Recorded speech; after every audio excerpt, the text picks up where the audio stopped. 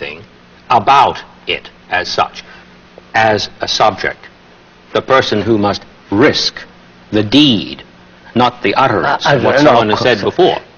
Or not simply thinking through what someone has thought before, but actually embodying the meaning through the observation of myself in relation to that. Quite. And that has always seemed to me a very profound insight. But one of the ironies of that is, of course, in the academy we have an endless proliferation of studies in which scholars have learned Danish in order to understand Kierkegaard. And what they're doing is, to a large extent, if I haven't misjudged the spirit of much that I've read, is simply perpetuate the very thing he said should be cut. I do have this very strong feeling that profound change would take place in the academy, of which you know I'm a member. If the teacher were not only to grasp this that you've said, but take the risk of acting on it, since if it isn't acted on, if I've understood you correctly, we're back again where we were. We have toyed with the idea of being valiant and courageous, but then we have to think about what's involved before we do, and then we don't do. Quite. We think and don't do. Therefore, sir, the word is not the thing. The description is not the described. And if you are not concerned with the description, but only the thing what is, then we have to do something. When you are confronted with what is, you act. But when you are concerned with theories and speculations and beliefs, you never act.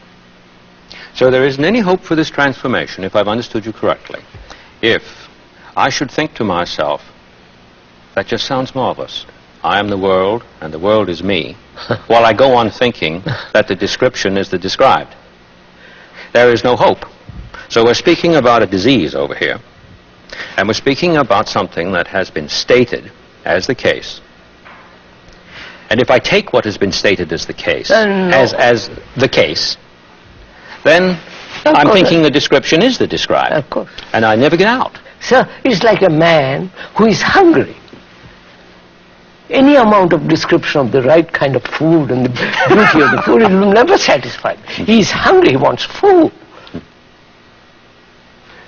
So, all this implies, doesn't it, sir?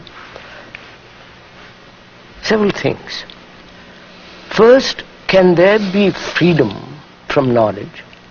And knowledge has its place. Mm-hmm. Can there be freedom from the tradition as knowledge? From the tradition as knowledge, yes. Can there be freedom from this separative outlook? Me and you, we and they, Christian and all this divisive attitude or activity in life. Those are the problems we have to... That's what we must attend to as we move through our dialogues. Yes. So first, can the mind be free from the known? I mean, not verbally, but actually. But actually, yes. I can speculate about what is freedom, what is all the rest of it, but see the necessity, the importance, that there must be freedom from the known. Otherwise, life becomes repetitive, continuous, superficial scratching. It has no meaning. Of course. In our next conversation together, I hope we can begin where we've just left off.